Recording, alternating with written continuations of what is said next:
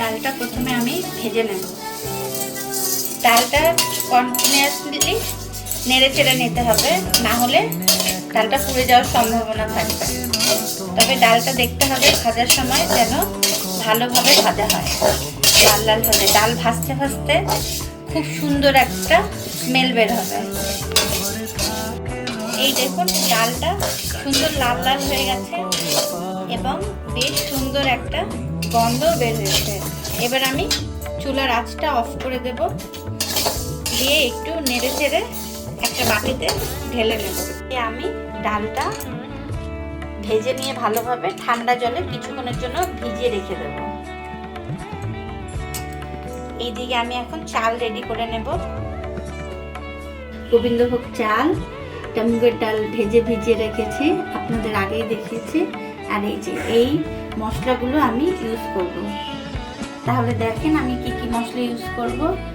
আমি একটু পাঁচফোড়ন নিয়েছি, গোটা জিরা নিয়েছি, দারচিনি নিয়েছি, ছোট এলাচ নিয়েছি কয়েকটা, গোলমরিচ, গোটা গোলমরিচ নিয়েছি কয়েকটা, আর লবঙ্গ কয়েকটা নিয়েছি, আর দুটো তেজপাতা, দুটো শুকনো মরিচ।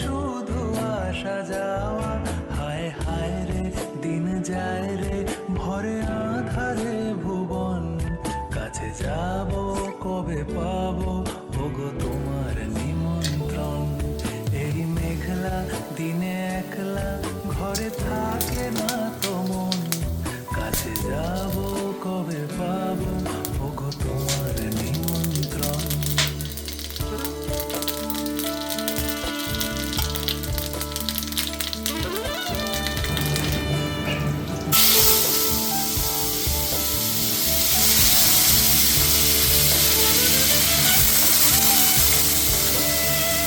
ডালটা দিয়ে ভালোভাবে নেড়ে চেড়ে এরপর আমি চালগুলো, ভিজিয়ে রাখা চালগুলো এর মধ্যে দিয়ে দেব।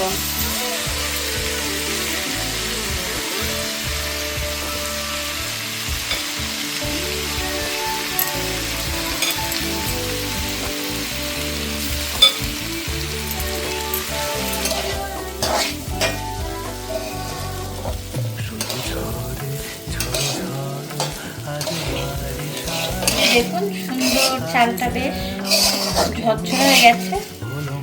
এবার আমি এতে কিছু গুঁড়া মশলা অ্যাড করব।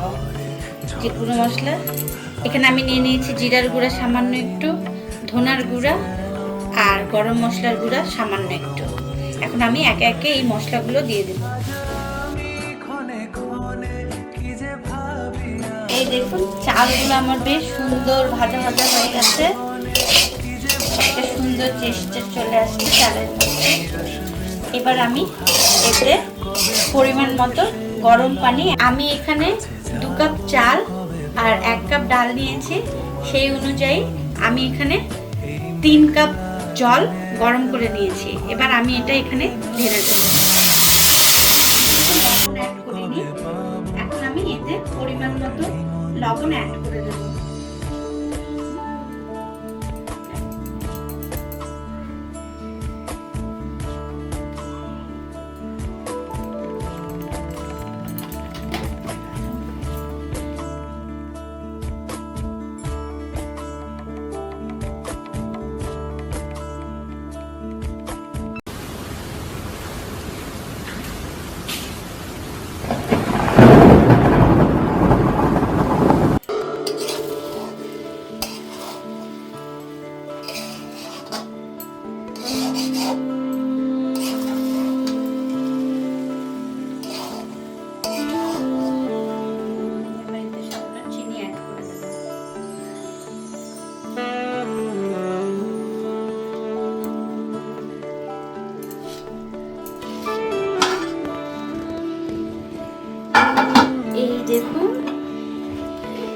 এই দেখুন আমার খিচুড়িটা কত সুন্দর ঝরঝরে হয়ে এসেছে, একেবারে যাকে বলে লোভনীয় ভুনা খিচুড়ি।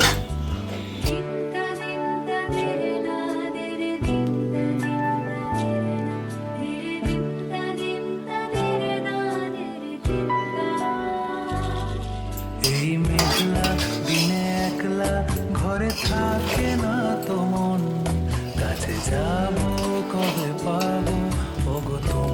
এইবার এতে একটা জিনিস অ্যাড না করলেই নয়, আর সেটা হচ্ছে ঘি। এবার আমি এতে ঘি অ্যাড করে দেব, টেস্টটা দ্বিগুণ হয়ে যাবে।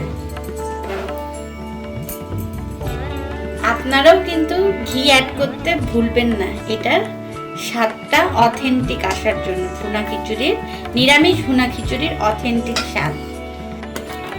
প্রথমে আমি ইলিশ মাছগুলো কেটে ভালোভাবে ধুয়ে নিয়েছি। এখন আমি এতে ছিল সাইজে ছোট হলেও খেতে টেস্টি, খিচুড়ির সাথে জমে যাবে ভাজা, এর জন্য ভাজা করছি। যেহেতু আমি ভাজা করে খাবো, সেই জন্য আমি একটু মরিচের গুঁড়াও এর মধ্যে মেখে নেব, আর সামান্য একটু খাঁটি সরিষার তেল এতে দিয়ে দেব। মাছটা এবার ভালো করে মেখে নেব। ভরে আধারে ভুবন, কাছে যাব কবে পাবো ওগো তোমার নিমন্ত্রণ। এই মেঘলা দিনে একলা ঘরে থাকে না কড়াইটা গরম হয়ে গেছে, কাছে যাব কবে পাবো ওগো তোমার নিমন্ত্রণ। দেব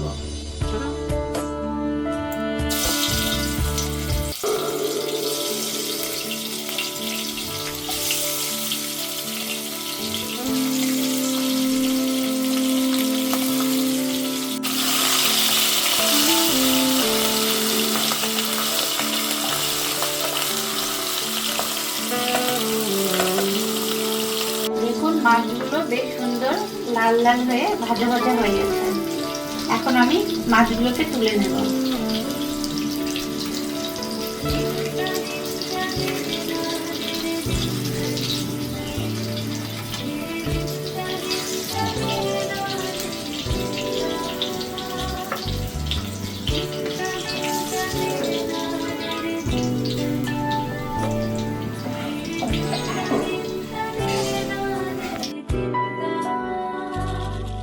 এই মেঘলা দিনে একলা ঘরে থাকে না তোমার, কাছে যাব কবে পাবো খিচুড়ি ইলিশ মাছ ভাজার সাথে বেগুন ভাজা জাস্ট জমে যাবে। ঘরে থাকে না তোমার, কাছে যাব কবে পাবো ওগো তোমার নিমন্ত্রণ।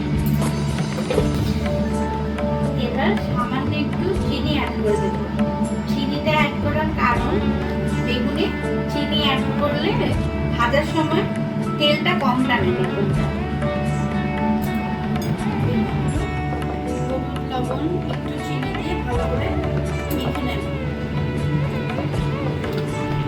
এই তো আমার বেশ সুন্দর করে মাখা হয়ে গেছে। আমি এখন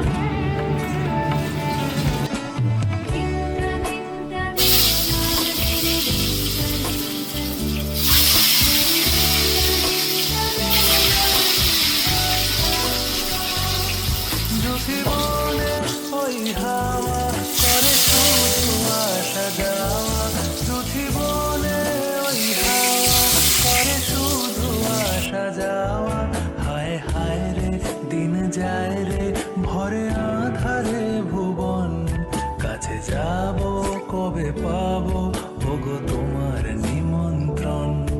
এই মেঘলা দিনে একলা ঘরে থাকে না তো মন, কাছে যাব কবে পাবো